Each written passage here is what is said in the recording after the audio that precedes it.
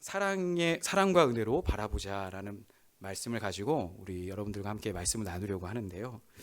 제가 아마 지지난번인가 한번 설교할 때 탕자 이야기를 가지고 함께 나눈 적이 있습니다. 오늘 유명한 이 탕자 이야기잖아요. 지난번에도 한번 나누면서 이야기한 것처럼 이 탕자 한 아버지가 나오고 아버지 밑에 두 아들이 나오죠. 맏아들의 이름 맏아들이 있고 원래 작은 아들인데 우리는 또 일명 탕자라고도 부르기도 합니다. 그래서 이제 두 아들에 대해서 이제 이야기를 하면서 지난 시간에는 탕자에만 주목을 해봤어요. 근데 이 한 아버지 밑에 이렇게 소개되어져 있는 두 아들의 모습은 이 땅을 살아가고 있는 우리들의 모습을 대표적으로 이야기하고 있는 겁니다. 그래서 이 탕자라는 그 사람, 먼저 우리가 다 아시잖아요. 지난번에도 나눴듯이 그가 어떻게 아버지가 돌아가셨기 전인데도 불구하고 유산을 달라라고 이야기합니다. 아주 배은망덕한 일을 행하죠. 그리고 그가 유산을 받아서 기껏 한다는 것이 먼 나라 가서 흥청망청 다 쓰고 나중에는 허랑방탕에 다 쓰고 난 다음에 돼지 쥐엄 열매를 주워 먹는 처지가 되어버린 것이죠. 어찌 보면 정말 이렇게 나쁜 아들이 있을까라고 이제 성경에서 소개를 하고 있는데 이 탕자가 바로 누구냐? 이게 아니라 바로 우리들이라는 것이죠. 그래서 이 탕자의 모습을 통해서 우리의 모습을 이야기하고 있구나. 그래서 탕자에게 은혜가 뭔지 아십니까? 자기를 어떤 존재라는 걸 인식한 거예요. 우리가 가장 중요한 것은 십자가의 은혜를 경험하기 위해서는 내가 어떤 존재인지를 알아야 돼요. 탕자가 먼 나라 갔는데 투자를 했더니 더 많이 부자가 됐어요. 그 봐. 내가 아버지 유산 받기를 잘 받은 거잖아. 그렇죠? 그리고 뭐 재산을 좀 어느 정도 탕진을 해도 완전히 탕진하지 않고 어느 정도 거는 뭐 입에 풀칠할 정도 아니면 좀 그보다 더 넉넉하게 살아요. 그러면 아마 탕자가 어땠을까요? 그냥 그렇게 사는 거죠. 탕자에게 은혜는 뭐냐? 그게 소진이 됐어야 돼요. 그래서 진짜 완전히 폐가 망신해서 돼지 쥐엄 열매를 먹을 때 그때 자기가 잘못했구나 라고 깨달았다는 거죠. 그래서 하나님의 은혜는 뭐냐? 우리 목사님께서도 가끔 이제 말씀을 나누면서 고난이 오히려 우리에게 은혜다라는 이야기를 하잖아요. 오히려 왜 이 고난이 왜 우리에게 은혜냐? 이 고난을 통해서 내가 어떤 존재인지를 아는 거예요. 그냥 평범하게 살아갈 때 모르는 겁니다. 그래서 이 탕자에게 있어서는 어찌 보면 그가 망했기 때문에 은혜가 되어진 겁니다. 그래서 이제 아버지 집을 생각한 것이죠. 그리고 자기가 행한 일을 생각하게 된 거예요. 그러면서 이제 이야기를 나눴던 지난 시간의 요약본입니다. 이 탕자가 그렇게 깨달았어요. 그러면 깨닫고 돌아가도록 우리 공중 권세 잡은 자 사단이 가만히 내버려 둘까요? 사탄은요 어떻게 해서든 아버지에게 가지 않게 하는 게 목적입니다. 그렇죠? 그러면 사탄이 어떻게 나타나서 막 피를 흘리면서 막 잡아먹듯이 해가지고 못 가게 할까요? 그렇지 않아요. 사탄은요 어떻게 해서든 첫 번째 탕자에게 죄를 깨닫지 못하게 합니다. 평생 네가 자수성가하면서 살아라. 그런데 결국 그가 깨달았어요. 그럼 깨달으면 어떡하죠? 이제 엄청난 죄책감으로 그에게 확 줘요. 그래서 어떻게 해요? 스스로 죽어버리게. 우리는 스토리를 다 아니까 탕자가 그래 아버지 집을 생각해서 그래 아버지 집에 가고 또 아버지는 그렇게 맞아주실 걸 우리는 다 알고 있잖아요. 근데 가는 동안에 이런 생각이 안 들겠어요? 그리고 간다라고 생각할 때 그 안에 비난의 목소리가 없겠습니까? 기껏 지금 이런 꼴로 너가 아버지한테 간다고? 네 돈 어쩌고 너 기껏 받은 그 유산 어쩌고 그거 다 말아치워놓고 너 간다고? 너 그 거짓골 된 모습을 아버지가 봤을 때 한 번 부려도 부려지. 이건 진짜 너 아버지를 그냥 심장병 걸려서 죽게 만들려고 너 작정했구나. 이렇게 하지 않겠습니까? 그럼 스스로 어떤 마음이 들까요? 그래 맞아. 이 벼룩도 낯짝이 있지. 내가 어떻게 아버지한테 가. 또 아버지한테 또 내가 이런 상처를 드릴 수 있어. 그래서 자살을 했다. 그냥 죽어버렸다. 이게 기본적인 스토리가 돼야 되잖아요. 그렇죠? 근데 아버지가 어떤 아버지였어요? 그런 분이 아니셨잖아. 근데 이 사탄은 어떻게 해서든 하나님 그분을 왜곡합니다. 그분이 어떤 마음을 갖고 있는지를 왜곡하고 그래서 죄를 깨달아도 깨닫지 못하게 할 뿐만이 아니라 깨달았다면 엄청 깨닫게 만들어요. 엄청나게 깨닫게 만들어서 죄책감에 못 살게 만드는 겁니다. 그러니까 어찌 보면 이렇게 적당함이 돼야 되잖아요. 적당하게 죄도 깨닫고 은혜도 받아 누려야 되는데 이 사탄은 어떻게 해서든 적당함을 유지하지 못하게 합니다. 깨닫지 못할 뿐만이 아니라 깨달아도 엄청나게 깨달아서 하나님의 그 진짜 어떤 그 풍성한 마음, 사랑의 마음, 그 은혜의 마음을 모르게 만든다는 것이죠. 그래서 이제 지난 시간에 이제 이 탕자 이야기를 통해서 나는 지금 어떤 상황에 있는가? 지금 탕자처럼 아직도 룰루랄라 아버지 집을 떠나서 아직 탕진하기 전까지의 삶을 살고 있는가? 아니면 깨닫고 나서 또 아버지 집에 난 갈 수 없어. 그러면서 방황하고 있는가? 이 두 가지의 어떤 우리의 영적인 우리의 모습을 한번 살펴봐야 될 거라 생각합니다. 그리고 이제 오늘 탕자 이야기 다음 탕자 집에는 탕자만 문제가 아니었어요. 우린 보통 탕자만 우리는 주목해 보잖아요. 그런데 탕자도 문제지만 탕자보다 더 큰 문제가 있습니다. 바로 탕자의 형이었던 마다들의 문제예요. 아마 이곳에 우리 모인 우리 젊은이 또 우리 청년들 우리 성도님들을 다 보면 여러분들의 어떤 모습은 과거에 물론 탕자와 같은 삶이 있었을지 모르지만 아마 이곳에 예배한다면 아마 마다들의 입장에 설 겁니다. 그렇지 않아요? 지금 우리가 하나님 앞에 나와서 예배하잖아요. 어찌 보면은 하나님 앞에서 그동안 내가 그래도 성실하게 예배했고 또 그렇게 기도했고 그다음에 하나님 앞에 예물도 드렸고 이런 여러 가지로 봤을 때 탕자처럼 막 진짜 막 하나님 앞에 배영무도하게 그렇게 막 세상 가운데 나가지 않고 그래도 늘 아버지 집에서 주일이면 이렇게 와서 예배하고 또 함께 교제하고 이런 삶을 살았잖아요. 어찌 보면은 탕자보다는 우리는 마다들의 측면에 서 있을 겁니다. 그러면 마다들의 문제가 무엇인가? 오늘 우리가 탕자 비유로 유명한 이 탕자 비유는요, 누구한테 예수님께서 얘기한 줄 아십니까? 누구를 한테 알아차리라고 비유로 설명한 거예요. 그러니까 우리는 탕자 이야기에만 먼저 몰입해서 빠져 있는데 예수님께서 이 탕자 비유를 할 때 누구에게 가르쳐 주려고 얘기하는 게 있어요. 이 비유를 왜 누구한테 얘기했습니다. 그러면서 오늘 탕자 비유와 오늘 누가복음 15장 안에는 99마리의 양, 잃은 양 한 양을 찾기 위해서 99을 두고 간 그런 목자의 모습, 그리고 10 드라크마 돈이죠. 그 중에 한 잃어버린 동전 하나를 찾기 위해서 갔던 이 예화를 쭉 설명을 합니다. 요 설명을 누구한테 하려고 했느냐? 오늘 우리가 읽지 않았지만 누가복음 15장 1절 2절에 이렇게 이야기하고 있어요. 예수님이 계실 때 모든 세리와 죄인들이 말씀을 들으려고 가까이 왔습니다. 그때 2절에 바리새인과 서기관들이 수군수군거리면서 얘기를 하는 거예요. 이 사람이 바로 예수님이잖아요. 죄인을 영접하고 음식을 같이 먹는다 하더라. 이렇게 비난하고 있는 거예요. 말은 하지 않지만 바리새인과 서기관들이 이렇게 수군수군거리면서 이야기하고 있을 그때 3절에 누가복음 15장 3절에 예수께서 누구에게? 그들이라는 게 누구죠? 바리새인과 서기관을 이야기하고 있는 겁니다. 그렇게 수군수군거리고 있는 바리새인과 서기관들을 향해서 이 비유로 이루었다라고 얘기해요. 그러면서 잃어버린 양 이야기를 하고 있고 동전 이야기를 하고 있고 오늘 우리가 유명한 탕자의 아들 이야기를 하고 있는 것입니다. 그러니까 이 마다들의 입장, 바리새인과 서기관들의 모습, 우리는 워낙 이 신약 성경을 많이 보다 보니까 바리새인하고 서기관 이렇게 하게 되면 뭔가 뿔 달린 사람 같이 보여요. 그렇죠? 야, 어떻게 예수님과 늘 대립각을 세웠으니까. 근데 생각해 보세요. 바리새인과 서기관들이요, 그 당시에 종교적으로 너무나 대단한 사람들이었습니다. 그들은 정말 하나님 말씀 중심의 사람들이었어요. 그래서 누가 봐더라도 그 당시의 사람들 중에서 천국 간다라고 하면 바리새인들. 왜냐하면 그들은 하나님 말씀 때문에 때로는 가난하게도 살았거든요. 구제하는 일에 그들은 열심이었습니다. 그냥 우리는 그러니까 호의호식 이게 아니라 하나님 그 바리새인이 분리주의자거든요. 나는 세상과 담을 쌓고 지내겠다. 그러니까 수도원에 있는 수도사들과 비슷하다고 생각하면 돼요.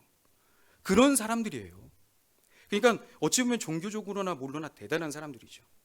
근데 예수님께서는 그들에 대해서 지금 엄청나게 어떤 이 비유들을 가지고 가르치고 있습니다.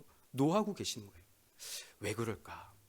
오늘 이제 이 마다들의 이제 이 서기관과 바리새인들의 모습이 마다들의 모습이었잖아요. 이 마다들이 이 자기 그 이제 탕자가 돌아온 것에 대해서 화가 나 있습니다. 오늘 본문 29절에 보게 되어지면 아버지 앞에 화를 내면서 이렇게 이야기를 해요. 아버지께 대답하여 이르되 내가 여러 해 아버지를 섬겨 명을 어김이 없거늘 내게는 염소 새끼라도 주어 나와 내 벗으로 즐기게 하신 일이 없더니. 그러면서 30절에 아버지의 살림을 창녀들과 함께 삼켜버린 이 아들이 돌아오매 이를 위하여 살찐 송아지를 잡으셨나이다.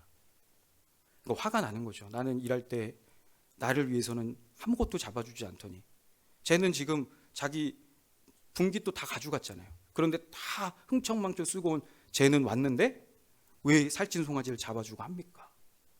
근데요, 이렇게 이야기하는 가운데 마다들의 문제가 뭔지 아세요? 마다들의 문제가 탕자에 대해서 이렇게 이야기합니다. 30절 다시 한번 보여주세요. 아버지의 아들이라고 노란 글씨를 해놨잖아요. 아버지의 아들이라고 이야기해요. 탕자가 마다들에게 의해서는 누굽니까? 그렇죠? 근데 아버지께서 오늘 본문 32절에 이렇게 이야기를 해요. 네 동생이 죽었다가 살았는데 라고 하면서 내 동생이야 라고 이야기해요. 마다들은요, 자기 동생을 자기 동생이라고 부르지 못해요. 야, 이건 아버지를 아버지라 부르지 못하는 어떤 뭐 홍길동 정은 아닌, 그렇죠? 동생을 동성이라고 부르지 않아. 아버지의 살림을 창녀들과 함께 삼켜버린 아들. 그냥 아버지의 아들도 아니야. 거기에 꾸민 게 들어갔어요. 아주 막 화가 나 있죠. 도대체 왜 이들 형제 관계는 이렇게 어긋나 있을까요? 그리고 왜 이 맏아들은 자기 동생을 자기 동생이라고 생각하지 않았을까? 저는 이거를 바라보면서 우리 이제 아까 말했잖아요. 우리가 맏아들일 수 있다. 우리가 예배하는 우리가 맏아들일 수 있다는 거죠. 이런 마음으로 우리가 전도를 하니까 많은 사람들이 상처를 받는 겁니다. 전도를 해도요, 내 동생을 찾는 게 아니라 남의 동생을 찾는 거예요. 남의 사람, 아버지 하나님의 아들을 찾는 거예요. 내 동생이 아니에요. 내 형제가 아닌 거예요. 이러니 전도를 해놓고 나도 이 맏아들이 이렇게 비난하고 하는 것처럼 결국 아무리 전도 축제를 하면 뭐합니까? 우린 전도 축제에 항상 큰 폐악이 무엇이냐? 이제 전도 대상자도 다 알아요. 저한테 막 이렇게 우리가 뭐 이렇게 뭐 베스트를 뭐 이렇게 섬기는 거 우리 교회에서 많이 했잖아요. 그래서 쫙 해가지고 이제 그들을 섬겼을 때 왜 이렇게 나한테 잘해줄까? 근데 알아. 전도 축제 데려가려고. 마치 우린 또 전도 축제 딱 나오면 이제 목표 달성을 한 거야. 마치 보험사 어떤 실적 올리는 것처럼. 이러고 나니까 내가 하는 순간에 이 전도 대상자 입장에서는 목표물이 된 거죠. 나한테 뭐 또 뭐 이렇게 한번 나오라고? 그리고 기껏해서 나왔더니 신경도 쓰지 않아요. 그리고 먼저 있던 사람들이 아주 텃세를 부리는 거죠. 그러니 새로운 성도들이 와서 이곳에서 함께 하나가 될 수 없습니다. 왜냐하면 예배 끝나고 또 아는 친구들끼리 나는 내가 너를 뭐 비난하려고 한 건 아닌데, 근데 막 하지 보니까 이 새로 온 사람들은 너무나 분위기가 이상한 걸 느끼는 거죠. 이게 우리 안에 가지고 있는, 어떻게 보면은 아직도 맏아들의 모습을 가지고 탕자를 바라보고 있는, 이게 우리 교회 안에 정말 안타까운 모습이 아닌가.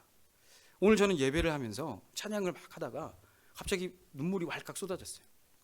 이 아버지는 너무너무 이 탕자를 막 그리워하고 기다리고 있는데 나는 정말 그 아버지의 마음을 알고 있는가? 오늘 제가 이게 설교할 내용들을 가지고 이렇게 하면서 오늘 지금 이 자리에도 함께 계시잖아요. 우리 주님이 정말 이 마음을 갖고 있을 텐데 나는 정말 이 맏아들의 마음이 없다라고 나는 자신할 수 있을까?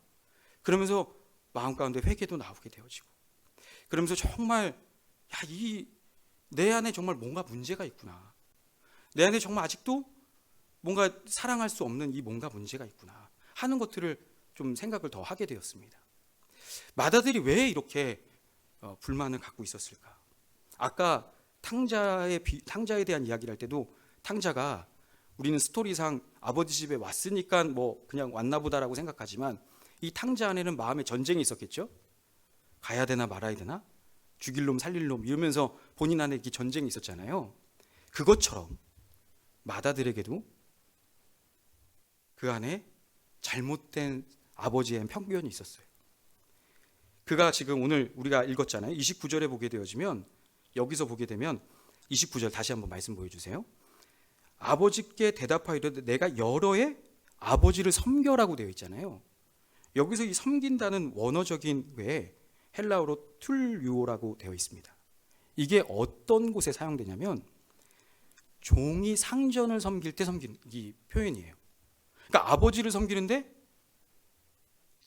아들이 아버지를 이렇게 그냥 공경합니다 이렇게 섬기는 게 아니라 종이 상전을 섬기듯이 섬기는 거예요. 그러니까 이 큰아들, 이 맏아들에게는 어떤 마음이 있느냐, 이 아버지는 되게 깐깐한 분이죠. 그렇죠? 그러면서 뭔가 인자하지 않아요. 늘 뭔가 나한테 상전처럼 시키는 분으로 그는 생각하고 있는 겁니다. 그러니 그가 아버지의 집에 있으면서 일을 하면서도 편치가 않은 거예요. 아버지는 늘 나한테 일만 시키는 존재. 바리새인과 서기관들이 어떻습니까? 왜 그렇게 날카로웠을까요? 내가 이걸 지켜야 천국 가니까. 하나님은 늘 심판해. 하나님은 늘 우리를 막 불꽃 같은 눈동자로 막 숨도 못 쉬어. 숨 쉬었다가 큰일 나. 아무데나. 그러니까 그렇게 하나님을 그려놓고 있는 거예요. 그러니 얼마나 두려움 가운데서 섬기겠습니까? 그런데 이 아버지에 또 화가 나 있어요. 무슨 화 있냐? 두 가지로 요약할 수 있습니다.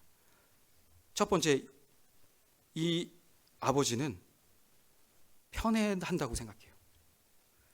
작은 아들만 사랑해. 공평하신 하나님, 아버지여야 되는데 유독 내 동생만 사랑해. 그거에 대해서 불만을 갖고 있습니다. 두 번째는 또 뭐냐? 정의롭지 못해. 아니 지금 창기와 다 써서 왔다면 심판을 받아야 되는데 이렇게 생각을 하고 있다는 거예요. 이렇게 그래서 아버지에 대한 이 불만이 그렇게 표출해내고 있다는 겁니다. 여러분, 저는 이 맏아들의 모습을 보면서 여러분들은 우리가 하나님을 믿고 섬길 때 어떤 마음으로 섬기고 있나요? 혹시 이 맏아들이 아버지에 대해서 이렇게 두려운 분, 이분은 정말 피도 눈물도 없는 분, 이런 어떤 인식을 가지고 했던 것처럼 여러분들도 혹시 하나님을 섬길 때 그리고 예배할 때 그런 마음을 잊지는 않습니까? 정말 우리가 예배하는 게 기뻐야 되거든요. 근데 어느 순간 내가 이제 리더가 됐는데, 내가 이제 교회 신앙생활을 한 몇 년 했는데, 이렇게 하다 보니 어느 순간 이 바리새인과 서기관들도 순수한 마음에서 그래 말씀 중심으로 살아야 되겠다 시작은 했었을 거예요.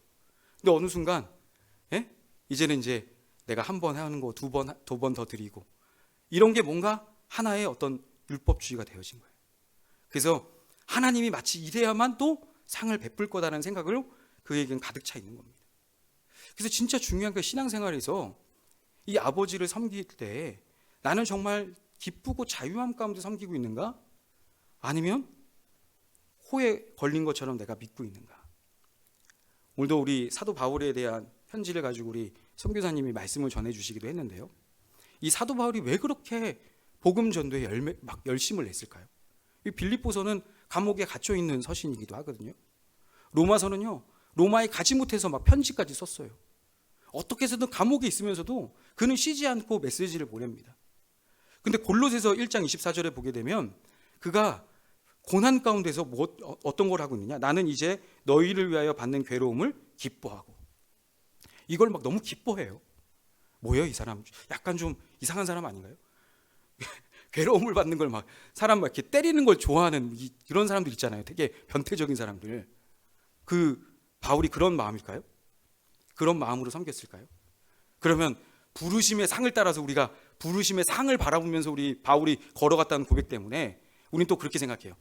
그래, 어마어마한 상이 있을 거야. 그렇죠? 이런 상을 바라보고 갔을까요? 아마 그렇다면 이 맏아들의 어떤 그 마음과도 비슷할 겁니다. 우리에게 있어서요, 이렇게 예배하고 하나님 앞에 헌신하는 것, 이게 자유함이 되고 기쁨이 돼야 되는데 마치 예수님이 고리대감 업자처럼 난 널 위해 피를 흘렸건만 넌 날 위해 뭘 줄래? 마치 막 너무 부담스럽잖아요. 난 널 위해 목숨을 버렸건만 넌 날 위해 이것도 못하냐? 이해가 돼요? 이런 식으로 받아들여요. 하나님, 난 너를 사랑해서 난 이 모든 것을 줬는데 우리는 이것을 기쁨으로 받기보다 야, 이제 내가 막 코 끌려가듯이 이렇게 해야 되나? 그러니까 이런 정신을 갖고 이런 마음을 갖고 있으니 그냥 어떻게 해서든 또 헌신해보자는 어떤 메시지를 남기려다 보니 야, 천국에다가 상급을 쌓아야 돼. 에? 이런 식으로 또 뭐 내가 이렇게 열심히 우리가 주를 위해서 섬기고 하게 되면 우리 왜 그랬지? 저도 주일학교 때 선생님 통해서 들었거든요. 에? 막 내가 열심히 예배하고 하면 이 천국의 보물을 쌓는 거야. 그렇잖아요? 또 예수님께서 그 얘기도 하셨고. 그러면 우리가 열심히 그렇게 하면 보물이 이제 사람마다 다르잖아요. 어떤 사람은 갔더니 뭐 제가 얘기 듣기론 누구 목사님이 어떤 분이 뭐 갔더니 누구는 개집을 보여주고 누구는 뭐 이곳에 없고 막 이런 얘기를 들었어요. 야, 천국은 정말 개집 같은 곳에서 날 두게 하시나? 그러면서 막 또 코에 뭔가 걸린 것처럼 신천지가 왜 이렇게 열심히 전도하는 줄 아십니까? 거기는요, 전도 안 하면 죽어요. 구원 취소한다 그러고 뭐가 등급 재놓고 막 합니다. 우리도 그렇게 해보면 그게 은혜겠죠? 와, 겉으로 봤을 땐 사람을 많이 데려오지만 신천지 다니시는 분들 보세요.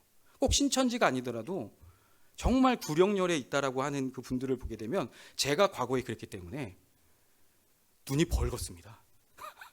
편치가 않아요. 마다들처럼 뭔가 일을 해도 엄청나게 뭔가 긴장하고 있습니다. 왜 그럴까요? 하나님을 그런 분으로 믿고 있으니까. 아주 인자한 분이 아니라 피도 눈물도 없는 분, 내가 한 만큼 보상해 주시는 분. 성경에 보니까 행한 대로 갚으리라. 야, 무섭잖아. 행한 대로 갚으리라. 요한계시록을 보면 막 그런 얘기 있으니까 그래, 이게 어떻게 내가 그 말을 취해야 될지 우리가 잘 모르니까 아무 말이나 들으며 우리 스스로 혼란하고 있다는 겁니다. 이게 지금 서기관과 바리새인들이 빠진 늪인데도 불구하고 우리가 그것이 마치 또 당연한 것처럼 바리새인과 서기관이 하던 일을 하고 있는 거예요. 그렇지 않을까요? 왜 그러면 이 마다들이 그렇게 생각했을까? 그 안에는 이런 사단이 꾀임이 있었다고 말씀드렸죠. 하나님을 인색하신 하나님으로 생각하게 만들어요. 그리고 옳고 그름에 대해서 판단하게 만듭니다. 그래서 사단이 그렇게 옳고 그름을 계속 판단하면서 본인 스스로 그 옳음을 따라가는데 그 옳음과 함께 다른 사람들을 판단하죠. 창녀들과 살림을 먹어버린 탕자를 욕하듯이. 그래서 이 사단은 하나님을 왜곡할 뿐만이 아니라 이 큰 형의 마음에 교만한 마음을 심어놓는 거예요. 은혜로 믿어야 되는데, 은혜로 하나님 앞에 나아가는 것인데 은혜를 붙잡기보다 이제 자기 행실을 더 따지게 되게 버린 거예요. 종교인으로 바뀌어버린 것이죠. 왜 그랬을까? 바로 이 큰형의 마음 가운데는 하나님에 대한 인식을 제대로 못 가졌습니다.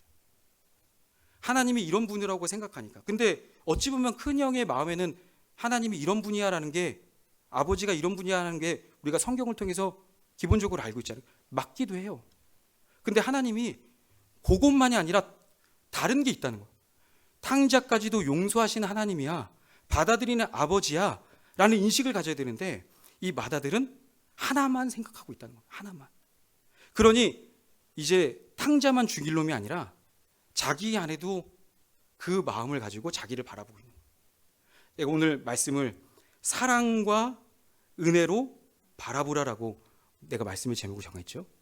이게 꼭 탕자에게만, 네 동생에게만, 사람에게만 바라본 것이 아니라 나 자신에게도 나를 그렇게 바라봐야 되는데 바리새인과 서기관들은요, 자기 자신에 대해서도 용납이 안 되는 거예요.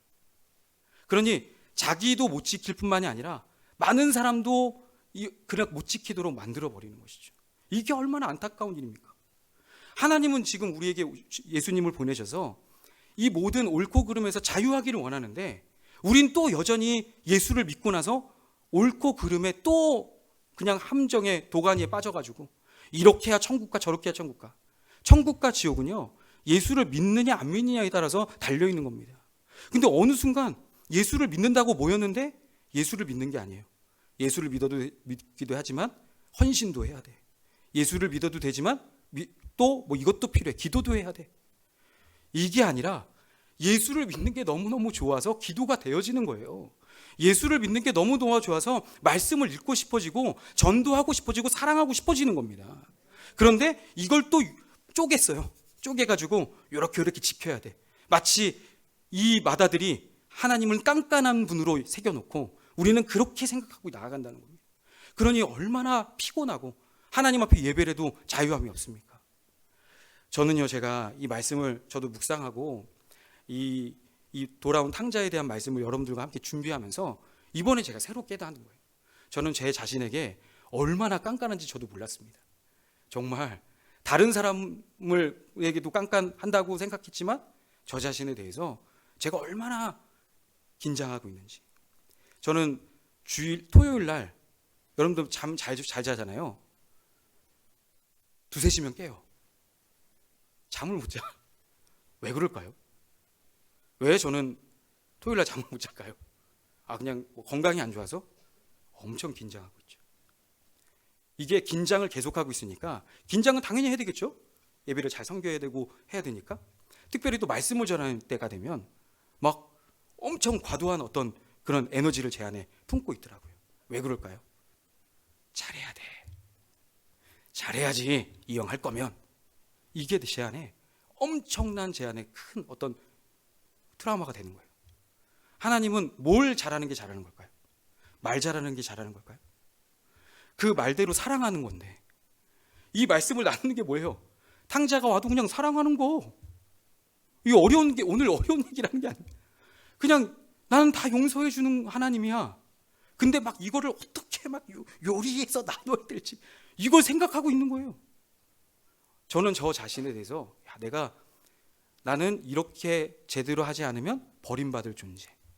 그렇잖아요. 사역자도 평가를 하잖아요. 저분은 능력 있는 분이야. 저분은 이런 제 안에 뭔지 모르는 그런 어떤 가치관을 심어놓는 거죠. 하나님은 지금 자유하라고 했는데 제 안에 이런 여러 가지 덕지덕지 이 종교적인 가치관을 세워놓고 옳고 그름을 세워놓고 이것이 옳고 그리고 그렇지 않은 사람을 그르고 수없이 제 안에 마음 안에 그렇게 판단하고 있습니다. 오늘 여러분들 일부 예배를 드리지 않았지만 우리 목사님께서 오늘 일부 예배 드릴 때 제 예화를 꺼내셨어요. 목사님이 어느 날 목양실에 불러서 제 이 얘기했습니다. 목사님 자꾸 설교할 때 이렇게 뭐 생각하는 것 같다고. 그래서 제가 생각합니다. 저도 생각을 안 할 수가 없겠더라고요. 그렇잖아요? 오늘 이게 똑같은 이 메시지를 사역자들 계신데 목사님 제가 신학을 안 했더라면 제가 여기 모교회고 그냥 주신 말씀이 그냥 하나님 말씀으로 나도 듣고 싶습니다. 근데 어느 순간 자꾸 신학을 하고 설교를 이제 하다 보니 이 많이 익숙해진 말이 이제 목사님이 이렇게 설교해도 난 이렇게 생각해야지 이렇게 지금 왔다 갔다 하거든요. 하지 말아라고 해도 제 안에 이게 자연스러워졌어요. 이걸 안 하고 싶은데 순수하고 싶은데 안 돼요. 순수해지지가 않아. 이제 너무 많이 알아버려서 이 모든 어떤 예배나 이런 속에서도 막 이렇게 피해 다니고 있는 거죠. 그러면서 목사님도 99단이라 했잖아요. 저도 해보니까 다 알겠더라고요. 웃어도 웃는 게 아닌 줄 알아요. 그렇죠? 예? 웃어도 웃는 게 아니고 저도 제가 겉으로는 웃고 있지 속은 막 문드러지고 화가 나고 주저앉을 때가 참 많습니다. 왜 우리가 이렇게 지내야만 할까? 왜 그럴까? 물론 그렇다고 뭐 많고 그냥 속에 있는 거 다 끄집어내자 이 얘기가 아닙니다. 적어도 나 자신에 대해서 이제는 더 이상 옳고 그름으로 나를 판단하지 말라는 거예요. 그래야 나 자신을 그렇게 보지 않아야 다른 사람도 그렇게 볼 수가 있는 거예요. 자꾸 내가 좋은 사람, 대단한 사람이 되려고 하니까 다른 사람들에게 높아지려고 하는 교만함이 생기게 되는 거잖아요. 이게 없어지면 상관이 없는 건데 우리 안에 어느 순간 세상의 가치관이 그렇게 우리를 멍들게 병들게 만들었습니다. 그러니 그게 더 훨씬 쏠깃쏠깃하잖아요. 천국에 가려면 열심히 하늘의 보화를 쌓아야 돼. 이게 훨씬 우리에게 듣기가 편하잖아요. 네가 아무리 이렇게 해도 다 똑같이 줘. 그럼 하겠어요? 안 하잖아요. 그러니까 그렇게 하는 거예요. 근데 생각해 보세요. 하나님 아버지 내 것이 다 네 것인데 내 것이 다 네 것인데 왜 우리는 그렇게 더 많이 거기다가도 쌓아서 내 거를 쟁취하다고 생각해야 되나요? 이게 오염되어진 거예요. 이 오염된 것을 가지고 하나님을 예배하고 있으니 얼마나 안타깝습니까? 사랑하는 우리 귀한 성도님, 우리 젊은이 예배를 드리는 우리 사랑하는 우리 대학 청년부, 우리가 정말 성령의 충만함을 받아야 합니다. 그래야 이 올무에서 벗어날 수 있어요. 사단이요 끊임없이 탕자를 공격합니다. 죽어 이 병신아 죽어 이렇게 하고, 또 한편에서는 야 이렇게 해서 신앙생활 제대로 할 수 있겠어? 마다들은 마다들대로 채찍 들어, 탕자는 탕자대로 죽일 놈이라고 얘기해. 어디 것 하나 막 우리는 쓸 수가 없는 거예요. 그러니 얼마나 우리가 피폐합니까? 오늘도 예배할 때 하나님이 어떤 마음인지 아세요? 난 그냥 너가 온 것만으로 너무 행복해. 네가 나를 아는 것만으로 난 너무 좋아. 그래서 막 그가 뭐 했습니까? 탕자가 한 게 뭐예요? 그냥 왔는데 살찐 송아지를 잡아주잖아요. 난 그냥 온 것밖에 없어. 내가 한 주간은 저를 뭘 하고 지냈는데요, 그건 물론 성령님의 감동을 통해서 우리의 삶을 바뀌고자 하는 메시지일 수도 있습니다. 너무 그냥 이건 필요 없는 거야 얘기하면 안 돼요. 잘못 들으시면 안 됩니다. 근데 너무 우리는 바리새인과 서기관처럼 율법적으로만 듣는 거예요. 그러니 이 자유할 수가 없는 겁니다. 기쁠 수가 없는 거예요. 예배를 오늘 더 드리고 싶은 이 마음이 뭔가 우리 안에 종교적인 행위가 돼버린 겁니다. 정말 기쁨으로 예배하는 은혜, 자유함으로 하나님을 찬양하는 은혜, 옳고 그름으로 판단하지 않고 모두를 우리가 감싸할 수 있는 그 은혜가 우리 사랑하는 우리 군포 큰나무교회 성도들 안에 충만하기를 예수님의 이름으로 축원합니다.